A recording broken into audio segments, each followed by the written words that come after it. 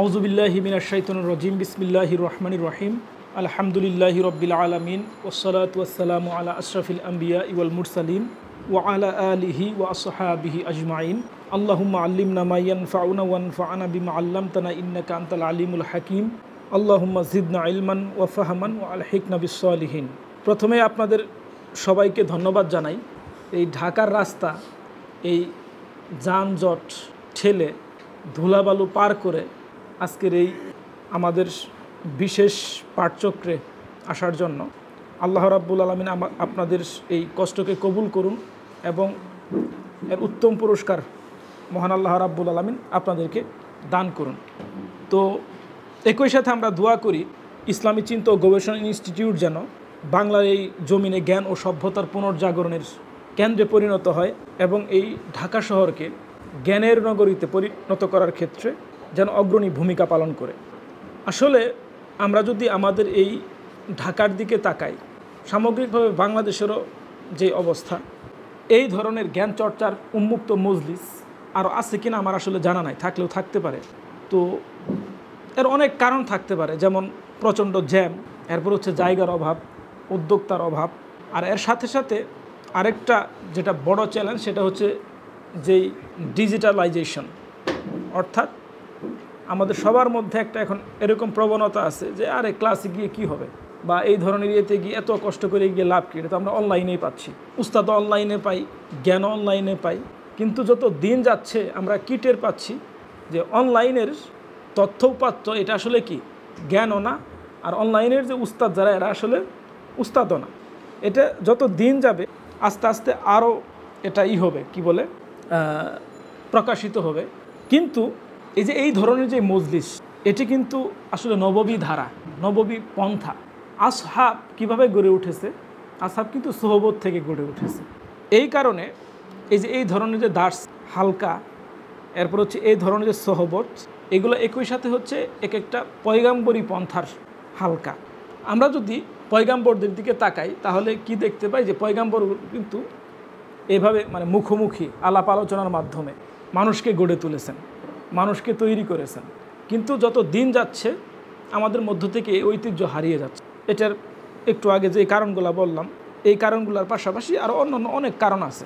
বা এখন একটু মডার্ন হলেও আমরা বিভিন্ন ধরনের সেমিনার দেখতে পাই, বিভিন্ন ধরনের সিম্পোজিয়াম দেখতে পাই। এগুলা ভালো, এগুলা অনেক উপকারী, এ ব্যাপারে কোনো সন্দেহ নাই। কিন্তু এই যে এই ধরনের ছোট ছোট যে মজলিসগুলা, এগুলোর গুরুত্ব আমি আরও অনেক বেশি বলে মনে করি।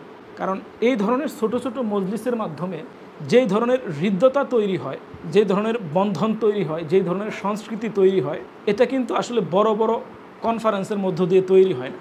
এই জন্য আমাদের উচিত হবে এই ধরনের মজলিসকে বা এই ধরনের দার্স হালকাকে কিভাবে বাড়ানো যায়।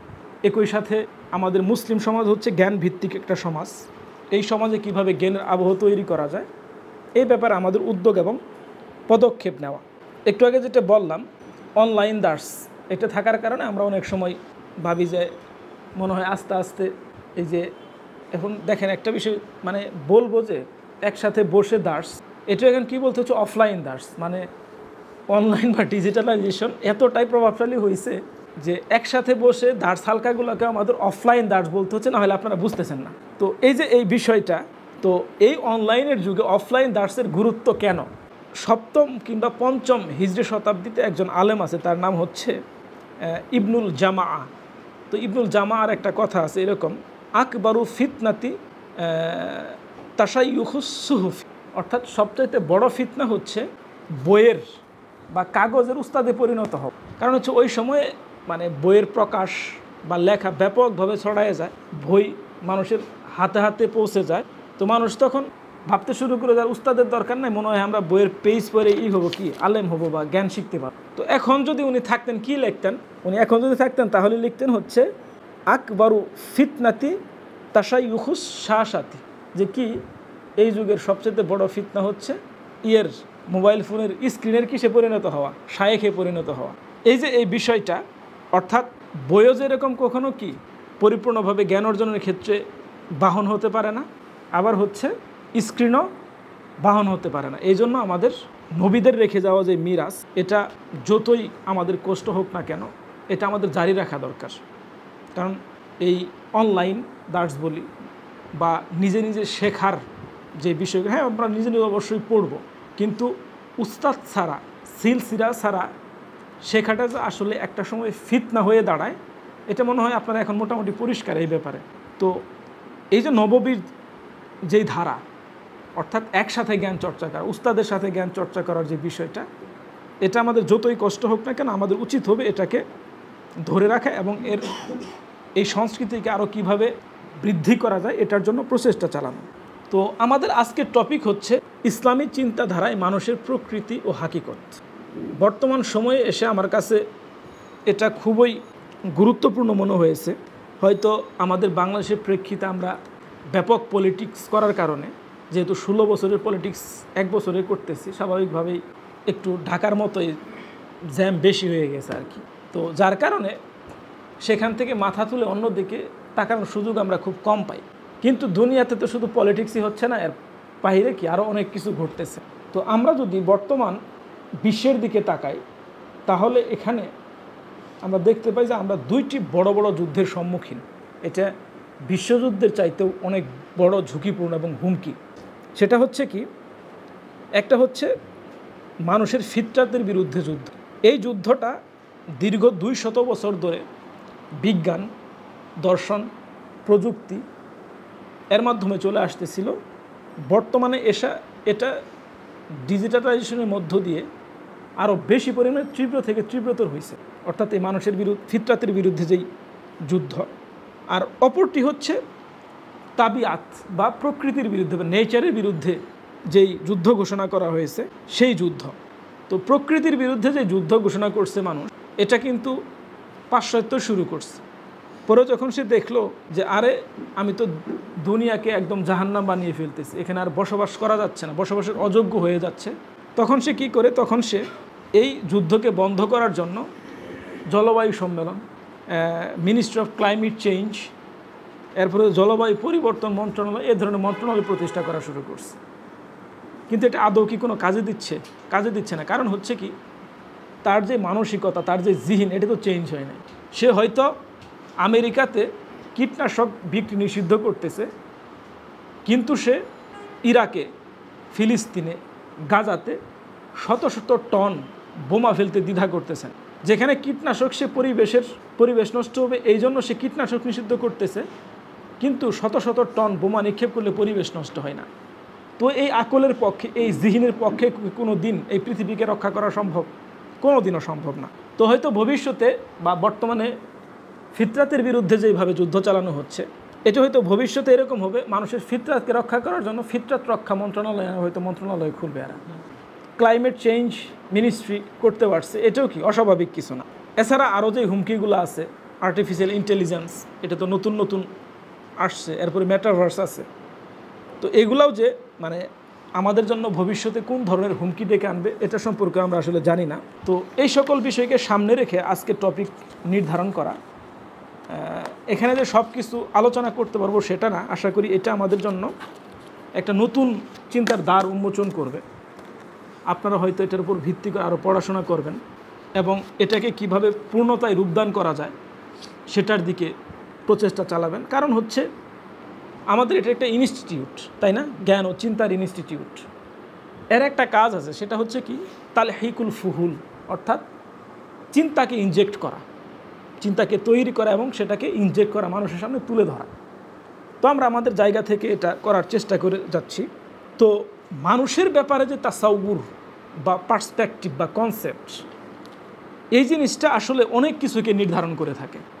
যেমন কোনো একটা সভ্যতার মানুষ সম্পর্কে যদি পার্সপেক্টিভ বা যে তাসাউর, এটা রাজনীতিকে নির্ধারণ করে, অর্থনীতিকে নির্ধারণ করে, আর সবচেয়ে গুরুত্বপূর্ণ হচ্ছে তার শিক্ষা ব্যবস্থাকেও নির্ধারণ করে থাকে। অর্থাৎ শিক্ষা ব্যবস্থা কেমন হবে, এটা কিসের উপর ভিত্তি করে, সে মানুষকে কিভাবে দেখে এটার উপর ভিত্তি করে সে তার শিক্ষা ব্যবস্থাকে তৈরি করে থাকে। এরপরে হচ্ছে যেমন ধরেন একটা সভ্যতার জন্য মহাবিশ্বের ব্যাপারে তার দৃষ্টিভঙ্গি কেমন, বিশ্বকে সে কিভাবে দেখে, জ্ঞানকে সে কিভাবে দেখে। তো এগুলো গুরুত্বপূর্ণ, কিন্তু এখানে সবচেয়ে বেশি গুরুত্বপূর্ণ হচ্ছে একটি সভ্যতার মানুষের ব্যাপারে দৃষ্টিভঙ্গি কেমন, এটাই কি তার সকল কিছুকে নির্ধারণ করে থাকে। এই যে শিক্ষা ব্যবস্থা, এখন অনেকেই শিক্ষা ব্যবস্থা নিয়ে কথা বলে, শিক্ষা ব্যবস্থার পরিবর্তন দরকার, শিক্ষা ব্যবস্থা এরকম দরকার সেরকম দরকার। তো এই যে শিক্ষা ব্যবস্থা, এটা আসলে নির্ধারণ করে সে মানুষকে কিভাবে সংজ্ঞায়িত করে থাকে, এই সংজ্ঞার উপর ভিত্তি করে একটা দেশ বা একটা জাতির বা একটা সভ্যতার শিক্ষা ব্যবস্থা দাঁড়ায়। যেমন মনে করেন শুধু শিক্ষা ব্যবস্থায় না, অর্থনৈতিক ব্যবস্থা এবং অর্থনৈতিক ব্যবস্থার যে উৎপাদন, এরপর হচ্ছে বন্টন, এই বিষয়গুলো কি, এগুলো মানুষের উপর ভিত্তি করে গড়ে ওঠে। যেমন আমি মানুষকে কিভাবে দেখতেছি, এর উপর ভিত্তি করে কি হবে, আমার অর্থনীতি দাঁড়াবে।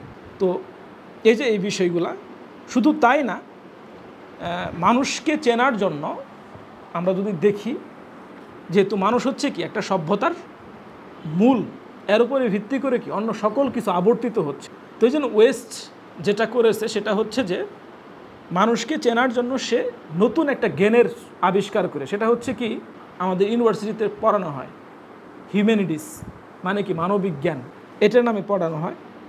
তো এর সাথে সম্পৃক্ত আরও কিছু, যেমন সোসিওলজি কী করে থাকে, মানুষকে সামাজিক দিক থেকে ব্যাখ্যা বিশ্লেষণ করে থাকে। এরপর সাইকোলজি কী করে মানুষকে রুহি দিক থেকে ব্যাখ্যা বিশ্লেষণ করে থাকে। আর অ্যানথ্রোপোলজি কী করে মানুষকে ঐতিহাসিক দৃষ্টিকোণ থেকে মানুষকে ব্যাখ্যা বিশ্লেষণ বা বিচার করে থাকে। তো কিন্তু আমরা কি দেখতে পাইছি যে এই যে জ্ঞানগুলা, এই জ্ঞানের প্রত্যেকটা শাখায় আস্তে আস্তে এক একটা আইডিওলজিতে পরিণত হয়েছে। অথচ জ্ঞানের হওয়ার কথা ছিল কি অবজেক্টিভ, সে কী হবে না, আইডিওলজি হবে না, সে নিরপেক্ষ থাকবে। কিন্তু এগুলা আইডিওলজিতে পরিণত হয়েছে। এবং এই যে সোসিওলজির মাধ্যমে, সাইকোলজির মাধ্যমে, অ্যানথ্রোপোলজির মাধ্যমে মানুষের যে পরিচয়কে তুলে ধরা হচ্ছে, এই পরিচয় যত দিন যাচ্ছে, ইসলাম মানুষের ব্যাপারে যে সংজ্ঞা দিয়েছে বা মানুষকে ইসলাম যেভাবে সংজ্ঞায়িত করেছে, এর সাথে তত বেশি সাংঘর্ষিক হয়ে যাচ্ছে। তো এই যে এই বিষয়টা, এটা কি, এটা গুরুত্বপূর্ণ। কারণ কি, আমরা মুসলমান, আমরা মানুষকে চিনব কার আলোকে, যিনি মানুষকে সৃষ্টি করেছেন। এই মানুষেরকে সৃষ্টি করার পর এর পরিচয়কে স্বয়ং আল্লাহ রাব্বুল আলামিন নিজে তুলে ধরেছেন কোথায়, কোরআনে। এর সাথে কি ভালো পরিচয়ের হতে পারে? মোটেও হতে পারে না। তো এটাকে বেস করে যদি আমরা আমাদের অর্থনীতিকে গঠন করতে পারি, যদি শিক্ষা ব্যবস্থাকে গঠন করতে পারি, যদি অর্থ ব্যবস্থাকে গঠন করতে পারি, তখন কি হবে, এটা আমাদের জন্য উপকারী একটা জ্ঞানে পরিণত হবে। অন্যথায় তাদের দৃষ্টিভঙ্গির আলোকে মানুষকে সংজ্ঞায়িত করে সেটার উপর ভিত্তি করে আসলে আমরা যাই তৈরি করি না কেন, এটা কখনোই আমাদের পক্ষে যাবে না, বরং মানবতার জন্য বিপর্যয় ডেকে আনবে। আলী শরীয়তের একটা বই আছে, বইটার নাম হচ্ছে মানুষের 4টি জিন্দান। জিন্দান মানে বুঝেন তো নাকি, জেলখানা, মানুষের 4 জিন্দান। তো সেটা হচ্ছে তিনি বলতেছেন ওখানে 4 জিন্দানের একটা হচ্ছে পরিবেশ, আরেকটা হচ্ছে ইতিহাস, আরেকটা হচ্ছে নেচার বা প্রকৃতি, আর 4 নম্বরটা হচ্ছে তার ইগো। এই 4টাকে সে জিন্দান বলে আখ্যায়িত করেছে। এটা মূলত সেই 70-এর দশকে লেখা একটা বই। তো এখন যদি আলী শরীয়তি বই লিখতেন তাহলে কয় জিন্দানের কথা উল্লেখ করতেন? কমপক্ষে 40-50টা তো বলতেন, তাই না? তাহলে কি লিখতেন? মানুষের 40 জিন্দান। এবং এই জিন্দানকে হয়তো তিনি 2 ভাগে বিভক্ত করতেন। সেটা হচ্ছে কি ভার্চুয়াল জিন্দান, আর একটা কি ফিজিক্যাল জিন্দান। তো এই ভার্চুয়াল জিন্দান আরেক ভয়াবহ জিন্দান না? গ্রামে গিয়ে দিয়ে পোলাপানি এমনি সারাদিন এমনি কী যে খেলতেছে আল্লাহ জানে। এরপরে আপনারা মাশাআল্লাহ রিলস প্রজন্ম হিসেবে ঘুম থেকে উঠে রিলস দেখা শুরু করেন, উঠতে উঠতে কয়টা বাজে? তো এই যে ভয়াবহ পরিণতি, এটা জিন্দান না মানুষের জন্য? এই যে নতুন নতুন যে জিন্দান, অর্থাৎ এক অর্থে বলতে গেলে সময় বাড়ার সাথে সাথে বা সময় অতিক্রম হওয়ার সাথে সাথে কি হচ্ছে, মানুষের জিন্দানও বাড়ছে। আর এই জিন্দান বাড়ার সাথে সাথে কি মানুষের যে মূল পরিচয়, এই মূল পরিচয়কেও আজকে তুলে ধরা অনেক বেশি কঠিন হয়ে যাচ্ছে। এই যে ডিজিটালাইজেশনের যুগ, এই যুগে আমাদের জন্য যেটা সবচেয়ে বড় প্রয়োজন সেটা হচ্ছে হায়ার মাধ্যমে ইহিয়া হওয়া। যেমন এই বইটা আপনারা পড়ছেন কিনা জানি না, বিশ্বব্যাপী আখলাকি সংকট। এই বইয়ে একটা অধ্যায় আছে, সেটা হচ্ছে যে কি স্ক্রিন সভ্যতার যুগে হায়ার মাধ্যমে পুনরুজ্জীবিত হওয়া। আমরা বর্তমানে যেই যুগে আছি সেটা কোন যুগ? স্ক্রিন সভ্যতার যুগ। এর আগের যুগকে কি বলে আখ্যায়িত করা হতো? শিল্পায়নের যুগ, ইন্ডাস্ট্রিয়াল যুগ বলে আখ্যায়িত করা হতো, ইন্ডাস্ট্রিয়াল এইজ বলা হতো। এখন কি? এখন হচ্ছে ভার্চুয়াল সিভিলাইজেশনের যুগ। তো এই যে এই টাইম, এই স্ক্রিন বা এই স্ক্রিন সভ্যতা আমাদেরকে একটা কঠিন চ্যালেঞ্জের সম্মুখীন করছে। সেটা হচ্ছে কি? সেটা হচ্ছে এই যে ভার্চুয়াল যে ইদ্রাক, বা যে উপলব্ধি, এই ভার্চুয়াল উপলব্ধিটা আমাদের আকলি যে ইদ্রাক এটাকে দুর্বল করে দিই। যেমন সারাদিন রিলস দেখার পরে কিন্তু পোলাপান এখন সিনেমাও দেখতে পারে না। কারণ কি, সিনেমা এখন অনেকক্ষণ মনে হয়, আর 2 ঘন্টা সিনেমা দেখবে সেটা তো 1 সেকেন্ডের কি 30 সেকেন্ডের রিলস দেখা যায়। এই যে একটা ভয়াবহ পরিণতি আমরা শিকার, এটা কিসের কারণে? এই যে আমাদের ইদ্রাক আস্তে আস্তে বিলোপ হয়ে যাচ্ছে, আস্তে আস্তে ধ্বংস হয়ে যাচ্ছে। আর মানুষের জন্য সবচেয়ে বড় হুমকি হচ্ছে কি, তার ইদ্রাকি শক্তির বিলোপ হয়ে যাওয়া। কারণ ইদ্রাকি শক্তি যখন বিলোপ হয় তখন তার অবস্থা কি হয়? লাহুম কুলুবুন লা ইয়াফকাহুনা বিহা ওয়া লাহুম আয়ুনুন লা ইউবসিরুনা বিহা ওয়া লাহুম আযানুন লা ইয়াসমাউনা বিহা। এটা মূলত ইদ্রাকের বিলোপ হওয়ার কারণে, ইদ্রাকের মৃত্যুর কারণে। যে কি, যখন ইদ্রাকের মৃত্যু হয় তখন সে কি কাল্ব দ্বারার ফিক করতে পারে না, কাল্ব দ্বারার চিন্তা করতে পারে না। এরপরে চোখ দ্বারা সে কি বাসার অর্থাৎ আল্লাহর আয়াতসমূহকে আর পড়তে পারে না। হয়তো সে এমনি কিছু বস্তু দেখে, কিন্তু এগুলোর মিনিং কী, এর অর্থ কী, এগুলো সম্পর্কে সে আর অবগত হতে পারে না। এরপরে তার কান থাকলে কিন্তু সেই কান দ্বারাও সে হাকিকতের আওয়াজকে বা হাকিকতের বাণীকে শুনতে পারে না। এটা হচ্ছে কি, এই যে ভার্চুয়াল অর্থাৎ স্ক্রিন সভ্যতার তৈরি করা সবচেয়ে বড় হুমকি আমাদের জন্য। এখন আমরা যে বলছিলাম শুরুতে যে আমরা 2টা যুদ্ধের সম্মুখীন, সেটা হচ্ছে কি প্রকৃতি বা তাবিয়াতের বিরুদ্ধে যুদ্ধ, আরেকটা হচ্ছে কি ফিতরাতের বিরুদ্ধে যুদ্ধ। এটাতে প্রবেশ করার পূর্বে আমাদের আগে কোরআনের দৃষ্টিকোণ থেকে কোরআন কিভাবে মানুষকে পরিচয় করে দিয়েছে এই ব্যাপারে আমাদের একটু জানা থাকতে হবে। সেটা হচ্ছে কি, বা কোরআন ছাড়া অন্য কোথাও কি মানুষের পরিচয়কে খুঁজে পাওয়া সম্ভব না। যেমন ডারউইন মানুষকে কী হিসেবে পরিচয় দিছে? বানর থেকে তৈরি হয়েছে। ফ্রয়েড কিভাবে পরিচয় দিছে? মনস্তাত্ত্বিক একটা সেক্সুয়াল একটা কি বলে জীব হিসেবে আখ্যায়িত করছে। হিন্দু ধর্মে মানুষের কেমন আইডিয়া, কেমন খ্রিস্টান ধর্মে কেমন অরিজিনাল সিন হিসেবে আনছে। অর্থাৎ একটাও কি মানুষের পরিচয়কে বহন করে না। তো আমরা যদি কোরআনের দিকে তাকাই, কোরআনে মানুষের ব্যাপারে যে একটা ধারণা দেওয়া হয়েছে এটা আসলে অসাধারণ। এটা অন্য কোনো গ্রন্থে বা এটা মানুষের পক্ষে দেওয়া সম্ভব না। তো সেটার দিকে যদি আমরা তাকাই তাহলে দেখতে পাই যে কোরআনে মানুষকে 3 ক্যাটাগরিতে বিভক্ত করা হয়েছে। সেগুলো হচ্ছে কি, একটা হচ্ছে বাশারিয়াত, আরেকটা হচ্ছে আদামিয়াত, আরেকটা হচ্ছে ইনসানিয়াত। এই বাশারিয়াতের দিকে যদি তাকাই, বাশারিয়াতকে কোরআনের 26 জায়গায় আমরা বাশারিয়াত বা বাশার শব্দটার উল্লেখ আমরা পাই। তো বাশার হচ্ছে মানুষকে সংজ্ঞায়িতকারী। এই যে বাশার নামক পরিভাষাটা, এর অর্থ হচ্ছে মানুষের শরীরকে আবৃতকারী চামড়াকে আরবিতে বাশার বলা হয়ে থাকে।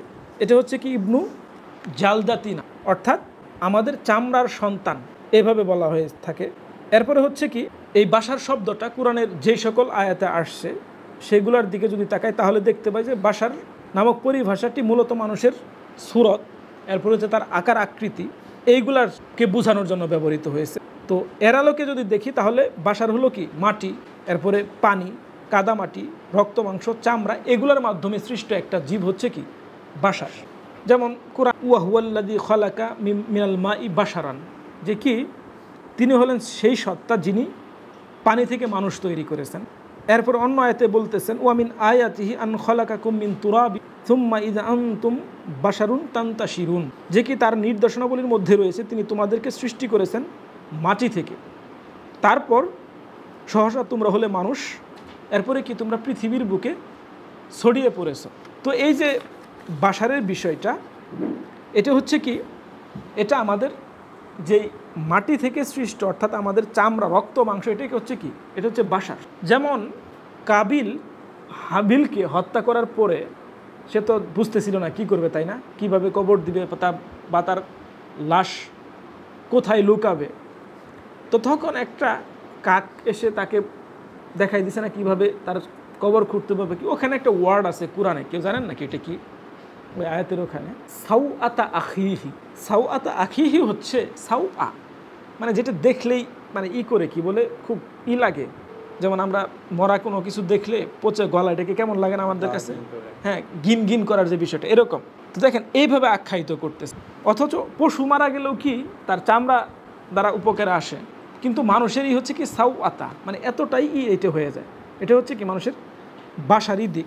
আরেকটা হচ্ছে কি আদামিয়াত, তো এই যে বাশারিয়াতের থেকে আদামিয়াতের দিকে যে রূপান্তর, এই রূপান্তরটা কিভাবে হয়? এটা হয় ইলাহি নাফখা, অর্থাৎ আল্লাহ রাব্বুল আলামিন রূহ ফুঁকে দিয়ে মানুষকে খলিফার মর্যাদা দেয়। এর মাধ্যমে কি হয়? এর মাধ্যমে মানুষ বাশারিয়াত থেকে আদামিয়াতে রূপান্তরিত হয়। আর এটা কিসের মাধ্যমে? এটা রূহের মাধ্যমে, এবং সে আল্লাহ তাআলা কর্তৃক দেওয়া খিলাফত ও আমানতের দায়িত্ব পালন করে থাকে। আর তৃতীয় যে পর্যায়টা আছে, এই তৃতীয় পর্যায়টা হচ্ছে ইনসানিয়াত। তো আমরা যদি কোরআনে তাকাই, কোরআনে কারিমে ইনসানিয়াত যেটা বা ইনসান যেটা, এটা ইনসি, আনাসি, নাস এবং ইনসান এই রূপে, অর্থাৎ বিভিন্ন ডেরিভেটিভে কোরআনের 315 জায়গায় উল্লেখ এই শব্দটা ইনসানিয়াত বা ইনসান শব্দটা বিভিন্ন ফরম্যাটে। এখানে উনস এবং উনসিয়াত থেকে যে উদ্ভাবিত ইনসান, এটা এমন এক সৃষ্টি যা অন্যান্য সকল সৃষ্টি থেকে আলাদা এবং আল্লাহর সাথে কি করতে পারে? মানুষ ঘনিষ্ঠ একটা সম্পর্ক স্থাপন করতে পারে। এবং ইনসানিয়াত কি করতে পারে? আদামিয়াতের সকল দাবিকে পূরণ করতে পারে। ইনসানিয়াত আদামিয়াতের মাধ্যমে দেওয়া আল্লাহর সকল নিয়ামতকে আমানত হিসেবে দেখে এবং সেগুলোকে আল্লাহর আদেশ অনুযায়ী বাস্তবায়ন করে থাকে। আর কি, ইনসানের সবচেয়ে বড় দায়িত্ব হলো আল্লাহ প্রদত্ত যে মূল্যবোধ, সেই মূল্যবোধকে পৃথিবীতে প্রতিষ্ঠা করা। কেননা ইনসান এই সকল মূল্যবোধকে যতটুকু বাস্তবায়ন করতে পারে সে ততটুকুই ইনসান। অর্থাৎ ইনসানের মর্যাদা হলো মূল্যবোধ বাস্তবায়নের সমানুপাতিক। এই যে মানুষের আদামিয়াত থেকে ইনসানিয়াতে যে উপনীত হওয়ার বিষয়গুলো, এটা মূলত 5টি মূল্যবোধের মাধ্যমে হয়ে থাকে। এর মধ্যে একটা হচ্ছে আমানত, আরেকটা হচ্ছে আহসানের তাকউইম, আরেকটা হচ্ছে উনসিয়াত, অপরটা হচ্ছে আখলাক, আরেকটা হচ্ছে উমরান। এই 5টি বিষয়ের মাধ্যমে মানুষ কি হয়ে থাকে? মানুষ আদাম থেকে ইনসানিয়াতের পর্যায়ে উপনীত হয়। তো এই বই তো আপনারা পড়ছেন কিনা জানি না, মূলত আজকের আলোচনা এই বইয়ের অনেকটা সামারি, যেহেতু আপনারা জেনজি প্রজন্ম, রিলস প্রজন্ম বই পড়তে চান না, এই জন্য সামারি আকারে তুলে ধরার চেষ্টা করতেছি আপনাদের সামনে। এই যে এই বিষয়টা, এটার সাথে সম্পৃক্ত আরেকটা বিষয় আছে আমাদের সভ্যতায়, সেটা হচ্ছে ইনসানে কামিল। এটা হচ্ছে শুধুই আমাদের সভ্যতার তৈরি করা একটা পরিভাষা। এবং ইনসানে কামিল কে? ইনসানে কামিল হচ্ছে আল্লাহ রাসূল সাল্লাল্লাহু আলাইহি ওয়াসাল্লাম, যিনি কি ইনসানে কামিলের অনুপম উপমা। আমাদের জন্য তিনি কি? উসওয়ায়ে হাসানা। কেন? তিনি হচ্ছেন ইনসানে কামিল। তো ইনসানে কামিল নামে একটা বই আছে, আব্দুল কারিম আল জিলস, পড়া একটু কঠিন, কিন্তু ওই বই তো পড়া উচিত। যেই বই পড়তে গিয়ে কি একটু কঠিন লাগবে, কিছু শেখা যাবে, ওই বই তো পড়া উচিত নাকি? নাহলে চেনাচুর মার্কা আর না কি বলেন আপনারা, ওই বই পড়ে কি কোনো লাভ আছে? ওই ধরনের বই পড়া উচিত যেটা কি আমার জিহিনী শক্তিকে, চিন্তাগত শক্তিকে বৃদ্ধি করবে, আমাকে গবেষণার দিকে ধাবিত করবে, এই ধরনের বই পড়া উচিত। তো সেই অর্থে এই যে ইনসানে কামিল, এটা খুবই গুরুত্বপূর্ণ একটা বই। তো ফ্রেডরিক নিশ্চের একটা আইডিয়া বা একটা আছে, সেটা হচ্ছে সুপারম্যান। আপনারা সুপারম্যানের অনেক দেখছেন তাই না, কার্টুন দেখছেন। এটা মূলত ওয়েস্টের তৈরি করা একটা আইডিয়া। এটা দেখেন কার্টুনের মাধ্যমে কীভাবে ইনজেক্ট করছে। কিন্তু ইনসানে কামিল আজকে এখানে প্রথম কে শুনলেন? ইনসানে কামিল নামে একটা পরিভাষা আছে, এটা আজকে কে প্রথম শুনলেন এখানে? তো দেখেন, আমরা আমাদের নিজেদের সম্পর্কেই জানি না বা অবগত। তো এই যে ইসলাম কর্তৃক উত্থাপিত যে ইনসানে কামিলের প্রজেক্ট, এটার সাথে ফ্রেডরিক নিটশের যেই সুপারম্যান প্রজেক্ট, এর মধ্যে অনেক পার্থক্য আছে।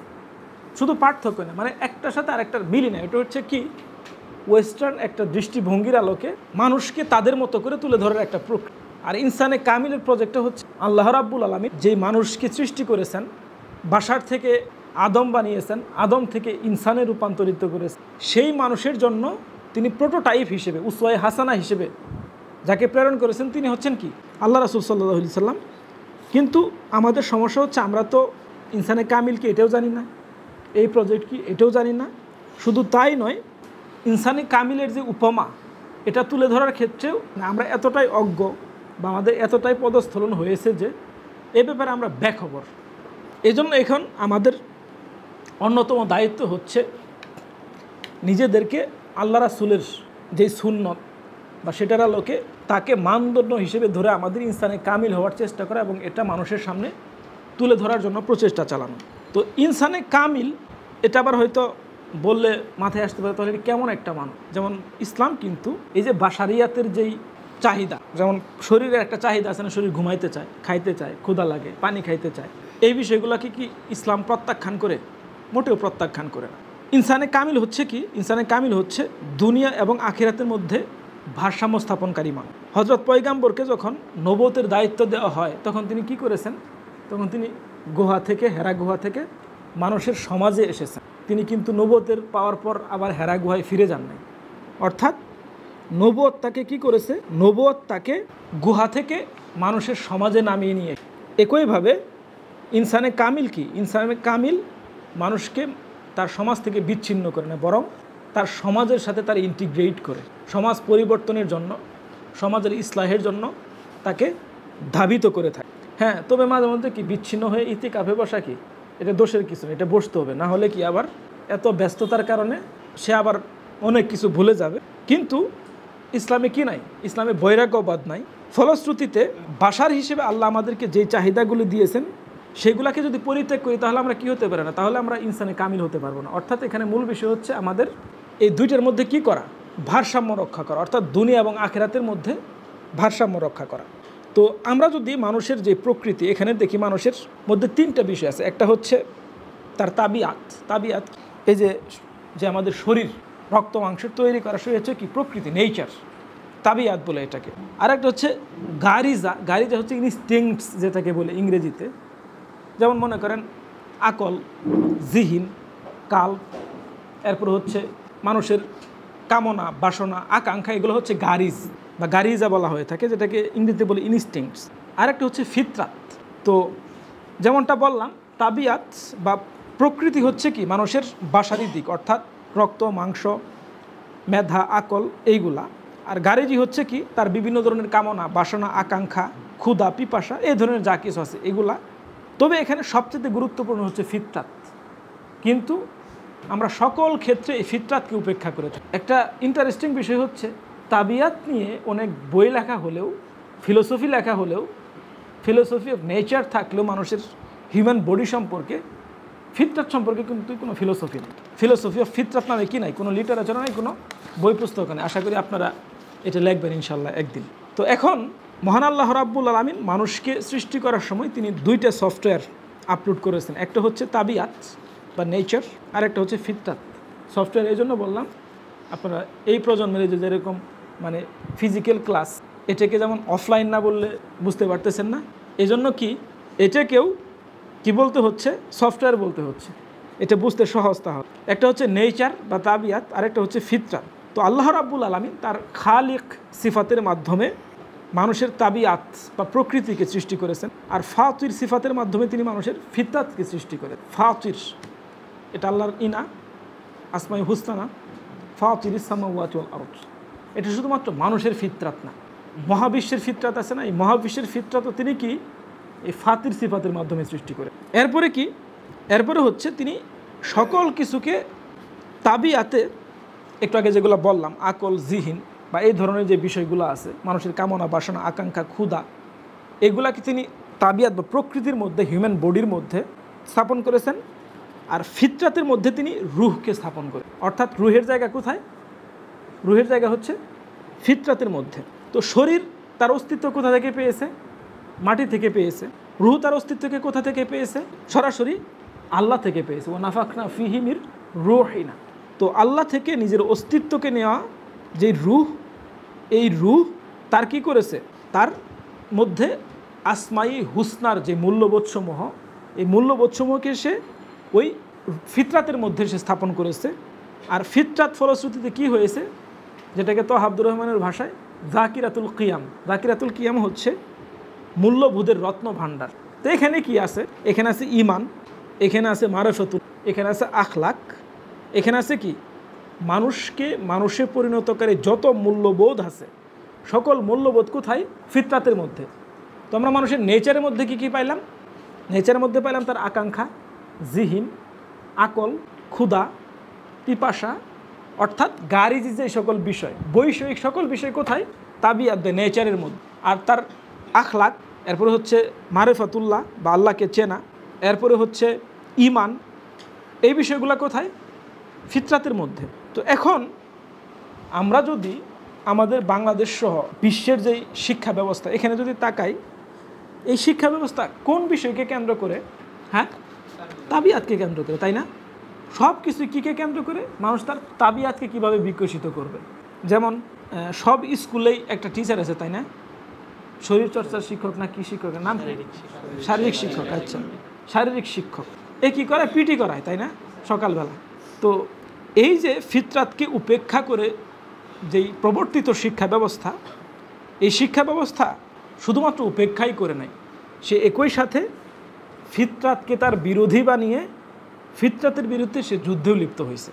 বর্তমান তাবিয়াত কেন্দ্রিক বা হিউম্যান নেচারকে কেন্দ্র করে গঠিত যে শিক্ষা ব্যবস্থা, এটা তো মানুষকে বিকশিত করার জন্য, এরপর হচ্ছে মানুষকে তৈরি করার জন্য, এরপর হচ্ছে মানুষকে ইসলাহ করার জন্য শরীরের সাথে সম্পর্কিত অর্থাৎ তাবিয়াতকে কেন্দ্র করে যত জ্ঞানই তৈরি হোক না কেন, এই জ্ঞান কোনো দিন ভালো মানুষ তৈরি করতে পারবে না।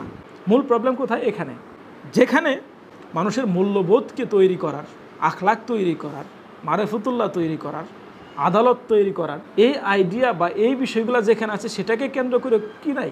কোনো কিছুই নাই। না আছে শিক্ষা ব্যবস্থার ক্ষেত্রে, না আছে আমাদের সমাজের কোথাও।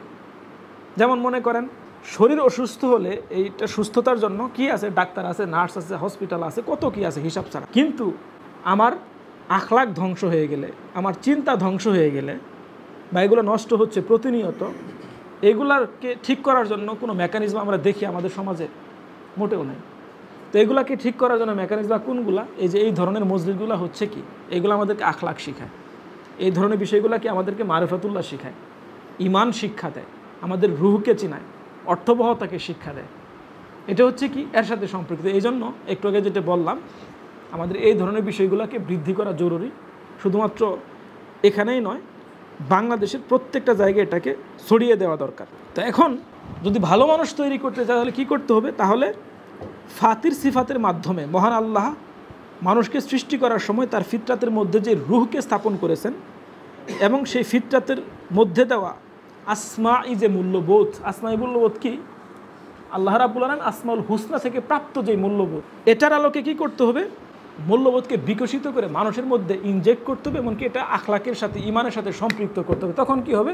সত্যিকার অর্থে আমরা যেই মানুষ চাই সেই মানুষ গঠিত হবে। না হলে ওই শারীরিক শিক্ষক দিয়ে হয়তো তার কিছু কি লেফট রাইট করা হবে, ডানে যাও, বামে যাও, আরামে দাঁড়াও, এগুলো হবে, কিন্তু কি হবে না কোনো দিন তার পক্ষে ভালো মানুষ হওয়া জীবনেও সম্ভব হবে না।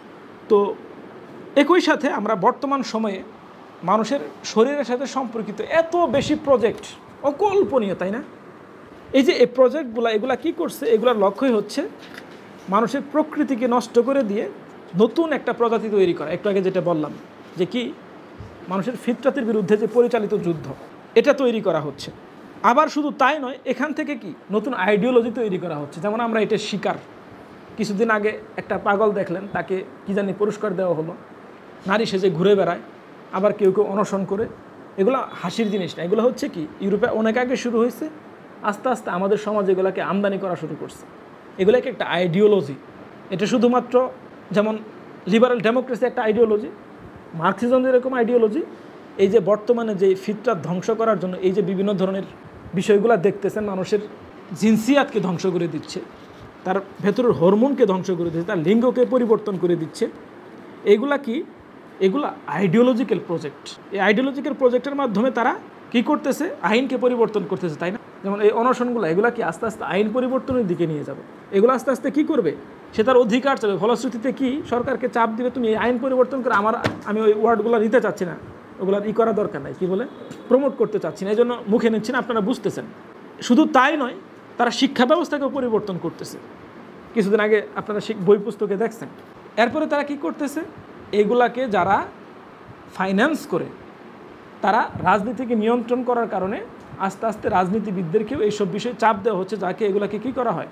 নর্মালাইজ করা হয়। তো এই জন্য এই যুদ্ধটাকে একটু আগে যেটা বললাম, অনেক বড় একটা যুদ্ধ সমগ্র মানব জাতির বিরুদ্ধে এবং মানবতার বিরুদ্ধে। তো এই যে এই বিষয়গুলা, এগুলার সামনে বা এই চ্যালেঞ্জের সামনে দাঁড়াতে পারে একটা মাত্র শক্তি আছে, সেই শক্তি হচ্ছে কি? দিন বা ইসলাম। কিন্তু আমরা কি দেখতে পাচ্ছি? এই দিনকেও প্রভাবিত করার চেষ্টা করা হচ্ছে। এই দিন যাতে এই ধ্বংসলীলার সামনে দাঁড়াতে না পারে, এই জন্য কি এটাকেও আজকে মানে এর শক্তিকে খর্ব করার জন্য বিভিন্ন ধরনের ব্যাখ্যা দাঁড় করানোর জন্য, অর্থাৎ দিনকে দিন হওয়া থেকে অন্য কিছুতে পরিণত করার জন্য আমরা কি দেখতে পাই? প্রচেষ্টা দেখতে পাই। এটারও মেথোডোলজি তারা অনেক আগে তৈরি করে আমাদের মধ্যে কি ছড়াই দেওয়ার চেষ্টা করছে, তাতে কি দিন যে এগুলার মোকাবেলা করতে পারে, দিনের যে শক্তি আছে এই শক্তিকে যাতে আমরা বিশ্বাস না করি। দিন এমন একটা শক্তি না যেই শক্তি রমজান মাসে চাঁদ ওঠার সাথে সাথে পৃথিবীর 200 কোটি মানুষকে একদিনে রোজা রাখাইতে পারে। এত বড় শক্তি পৃথিবীর আছে, কিন্তু এই শক্তি সম্পর্কেও কি আমাদের মধ্যে সন্দেহ সংশয়ের সৃষ্টি করা হচ্ছে। তো এগুলা খুবই মানে পরিকল্পিত, যেগুলাকে আমাদের সমাজে ইনজেক্ট করে আমাদেরকে ফিতরাতকে ধ্বংস করার জন্য এবং আমাদের প্রকৃতিকে ধ্বংস করার জন্য এই সকল প্রজেক্ট। তো ইসলামের যেই ইনসানি তাসাউর বা ইসলামের ব্যাপারে, ইসলাম ইনসানের ব্যাপারে বা মানুষের ব্যাপারে যেই দৃষ্টিভঙ্গি দাঁড় করাইছে সেটা হলো দুই ধরনের। একটা হচ্ছে কাউসার ইনসান, আল ইনসানুল কাউসার, আরেকটা হচ্ছে আল ইনসানুল আফতার। এটা আল্লামা তোহা আব্দুর রহমানের তৈরি করা একটা পরিভাষা, মিনাল ইনসানিল আফতার ইলা ইনসানিল কাউসার, অর্থাৎ একমুখী ইনসান থেকে বহুমুখী ইনসানের দিকে। তো আফতার ইনসান হচ্ছে কি? আফতার ইনসান হচ্ছে একমুখী মানুষ, সে শুধুমাত্র নিজেকে জাগতিক বিষয়ের মধ্যেই ডুবিয়ে রাখে, আধ্যাত্মিক জগৎকে উপেক্ষা করে থাকে। আর ইনসানে কাউসার হচ্ছে বহুমুখী মানুষ, যে আধ্যাত্মিক ও জাগতিক উভয়ের মধ্যেই সমন্বয় সাধন করে চলে। আফতার ইনসান হচ্ছে কি? যে রুহকে বাদ দিয়ে শুধুমাত্র বাহ্যিক অর্থাৎ সুরতকে নিয়ে পড়ে থাকে। অপরদিকে কাউসার ইনসান কি? রুহ ও সুরত উভয়কেই গুরুত্ব দেয়। আফতার ইনসান হচ্ছে কি? যে শরীর ও জৈবিক চাহিদাকে গুরুত্ব দিয়ে থাকে। আর ইনসানে কাউসার কি? সকল কিছুর উপরকে শিখি আধ্যাত্মিক বিষয়কে গুরুত্ব দিয়ে থাকে। আফতার ইনসান কি? আফতার ইনসান আখেরাতকে ভুলে শুধুমাত্র দুনিয়াকেই যথেষ্ট মনে করে থাকে। অপরদিকে কাউসার ইনসান দুনিয়া ও আখেরাতের মধ্যে সমন্বয় সাধন করে চলে। আফতার ইনসান হচ্ছে কি? সে হচ্ছে নির্জলা, সে হচ্ছে নির্জীব, সে হচ্ছে নিষ্ফলা। অপরদিকে ইনসানে কাউসার কি? কাউসারের অপর একটা নাম হচ্ছে বরকতময়। কাউসার ইনসান হচ্ছে একই সাথে বরকতপূর্ণ এবং সজীব, কেননা সে তার জীবন ও সময়কে বরকতপূর্ণ কাজে ব্যয় করে থাকে। তো এই যে এই বিষয়টা, এটা কে দেয় আমাদেরকে? এই বিষয়গুলো আমরা কোথায় পাবো? এগুলা ইসলাম আমাদেরকে দেয়, ইসলামের মূল্যবোধ আমাদেরকে দেয়। ওই জাকিরাতুল কিয়াম থেকে এগুলো আমরা কী পেয়ে থাকি। তো এটা হচ্ছে কি আমাদের সমাজে আজকে একমুখী মানুষ, ইনসানে আফতারের সংখ্যা বেশি নাকি ইনসানে কাউসারের সংখ্যা বেশি? ইনসানে আফতার দিয়ে ভর্তি আছে। তো আমাদের আরেকটা আন্দোলন কি বা আমাদের আরেকটা প্রচেষ্টা কি? মানুষকে আফতার ইনসান থেকে কাউসার ইনসানের দিকে পরিচালিত করা, ধাবিত করা। এটা আমাদের উপর অর্পিত দায়িত্ব না? অর্পিত দায়িত্ব। কারণ আমরা কি চাই না? মানুষ শুধুমাত্র ম্যাটারিয়ালিস্টিক না হোক, সে আধ্যাত্মিক হোক। আমরা চাই না মানুষ নির্জীব নিষ্ফলা না হোক, সে কী হোক? বরকতময় হোক। আমরা কি চাই? আমরা চাই সে শুধুমাত্র দুনিয়াকে নিয়ে পড়ে না থাকুক, আখেরাত এবং এই দুনিয়াকে কি করুক? সমন্বয় করুক। এর মধ্য দিয়ে কি হবে? সমাজে সত্যিকার অর্থেই আমরা যে ফজিলতপূর্ণ মানুষের কথা বলি, যেমন আল্লামা রাগিব আল ইসফাহানির ভাষা আর দারিয়া ইলা মাকারিমি শরিয়া, অর্থাৎ মাকারিমি শরিয়ার জন্য যোগ্য যেই মানুষ, এটা হচ্ছে কি? ইনসানে কাউসার। এটা তৈরি করার জন্য আমাদেরকে চেষ্টা চালাতে হবে, পাশাপাশি আমাদের নিজেদেরকেও প্রস্তুত করতে হবে। ইসলামের আরেকটা উদ্দেশ্য আছে, সেটা হচ্ছে যে কি? মানুষকে আলাত থেকে, আলাত হচ্ছে কি? উপাদান, যেমন স্ট্যাটিস্টিক্যাল ডাটা, এটা থেকে ইসলাম মানুষকে আয়াতে পরিণত করতে। মানুষ হচ্ছে কি একই সাথে নিদর্শন, তাই না? এই যে আমাদের ভাষা, আমাদের বৈচিত্র্য, বর্ণ, এগুলা কি? আল্লাহ রাব্বুল আলামিন কর্তৃক আমানত। মানুষ কি? জুবদায়ে আলাম, অর্থাৎ এই মহাবিশ্বের কি মূল। তো ইসলাম মানুষকে শুধুমাত্র একটা শ্রমিক হিসেবে নয়, লেবার হিসেবে নয়। ওয়েস্টার্ন ধারণা কি? মানুষকে সে লেবার হিসেবে, মানুষকে একটা উপাদান হিসেবে দেখে, কিন্তু ইসলাম মানুষকে একটা আয়াত হিসেবে দেখে, আল্লাহ রাব্বুল আলামিনের মুকাররাম, একটা সৃষ্টি হিসেবে দেখে থাকে। তো এখানে আমি সূরা ৩-এর যে আহসানে তাকবীম দোষ, এটাকে উল্লেখ করে আমাদের আলোচনার ইতি টানতে চাই আজকে। তো সূরা ৩ আপনারা সবাই জানেন, তিন ওয়া জাইতুন ওয়া তুরি সিনিনা ওয়া হাদাল বালাদিল আমিন লাকাদ খালাকনাল ইনসানা ফি আহসানি তাকবীম।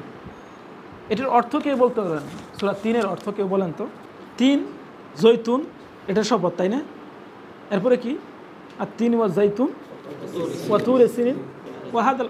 আমাদের এখানে সব জায়গায় কি দেখতে পাই? মনে হয় এগুলোর ব্যাপারে আল্লাহ কসম খাচ্ছে। না, আল্লাহ এখানে কিসের ব্যাপারে কসম করতেছে? হজরতে নূহ, হজরতে মূসা, হজরতে ঈসা, এবং অপরটা হচ্ছে কি? হজরত মুহাম্মদ সাল্লাল্লাহু আলাইহি সাল্লামের নিকটে প্রেরিত যে ওহী, অর্থাৎ এগুলো ওহীর কেন্দ্রস্থল। তো এগুলোকে আল্লাহ রাব্বুল আলামিন সিম্বলিকভাবে জৈতুনের মাধ্যমে, কারণ ওখানে জৈতুন বেশি হয়, তিন বেশি হয়, তুরে সিনিন, তুর পাহাড়ের মাধ্যমে, বালাদুল আমিনের মাধ্যমে কী করে সিম্বলাইজ করে, এটাকে বলা হয় তামসিলি ভাষা, তামসিলি বর্ণনাশৈলী। এর মাধ্যমে তিনি কি করতেছেন, চারটা ওহীর যে কেন্দ্রস্থল, এই কেন্দ্রস্থলকে তিনি বিবেচনায় নিয়ে সেগুলো শপথ করে তিনি আমাদেরকে কি বলতেছেন, লাকাদ খালাকনাল ইনসানা ফি আহসানি তাকবীম। দুঃখজনক হলো সত্য, আহসানি তাকবীমের যে অনুবাদ, এটা কি 90% কি আহসানি তাকবীমকে কি করে অনুবাদ করা হয়, মানুষকে আমি সর্বোত্তম সুরতে সৃষ্টি করেছি। কোনো ক্রমেই তাকবীম অর্থ কি না, সুন্দর না। এরপরে কি, সুম্মা রাদাদনাহু আসফালা সাফিলিন, সুন্দরের বিপরীত কি আসফালা সাফিলিন। এখন আহসানি তাকবীম এটার যদি দেখি এটা কি আসলে, এটা হচ্ছে এই আহসানি তাকবীম, এটা কোরআনে শুধুমাত্র সূরা 3-এ উল্লেখ করা হয়েছে। সূরা 3-এ মানুষের সৃষ্টি সম্পর্কে বর্ণনা করতে গিয়ে আল্লাহ রাব্বুল আলামিন এটা বলেছেন। তো এখানে আহসানি তাকবীম বা সবচেয়ে সুন্দর নামক উক্তিটি বাহ্যিক সৌন্দর্য অর্থে নয়।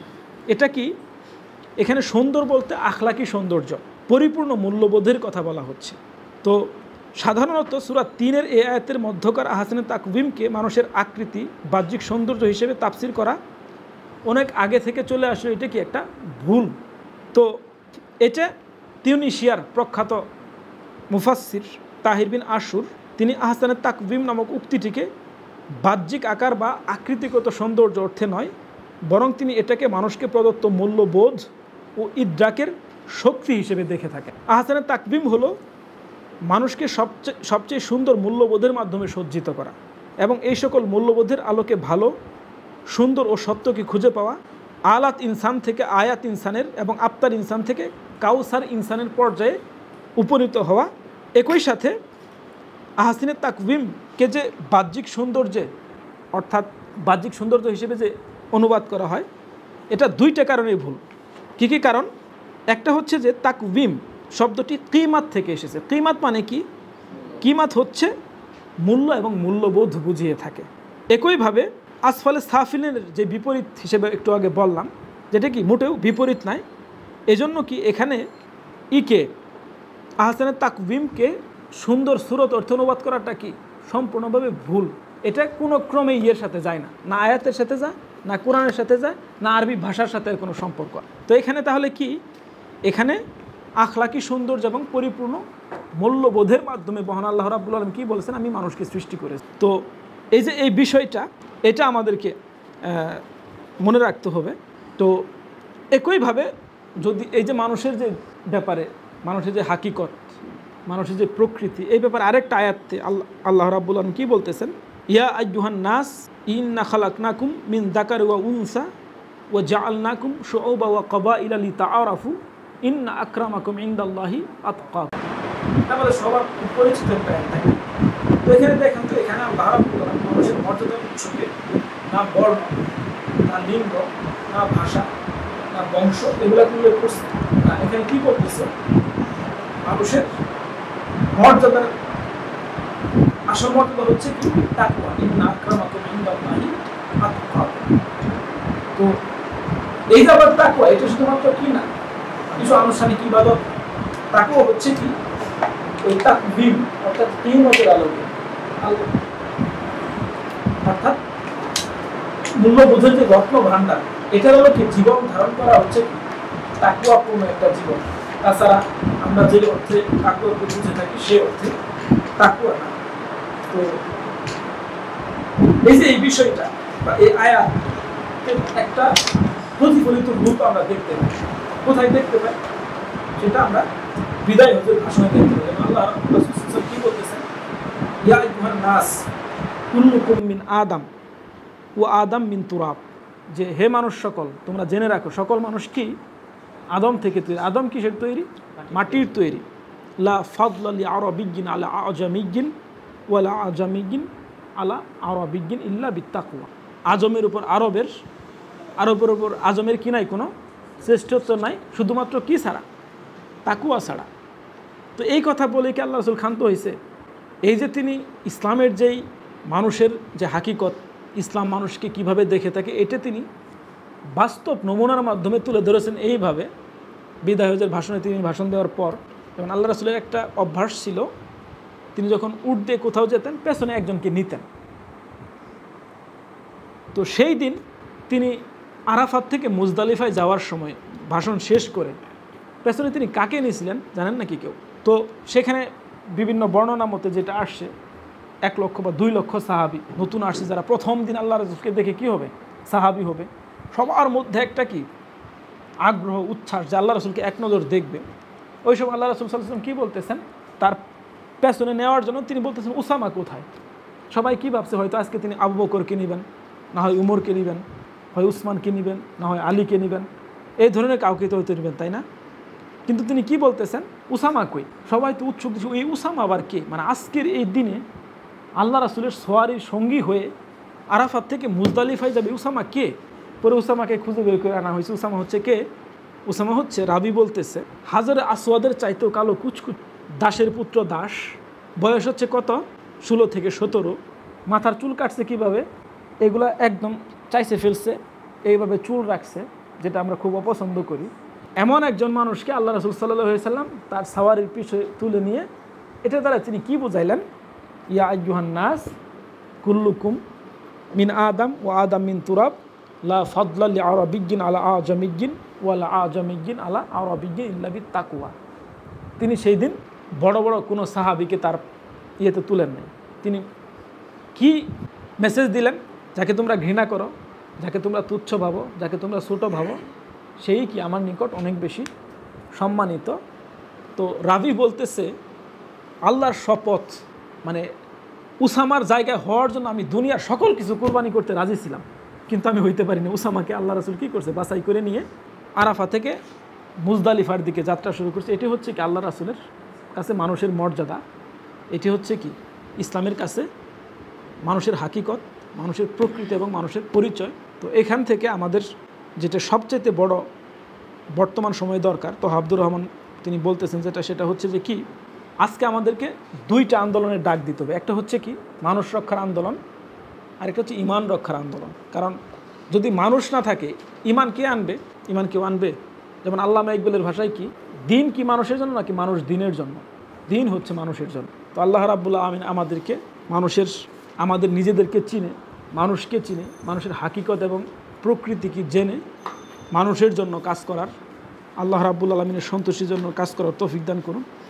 তো আপনারা সবাই কষ্ট করে আসছেন, কষ্ট করে শুনছেন, এই জন্য সবাইকে অনেক ধন্যবাদ।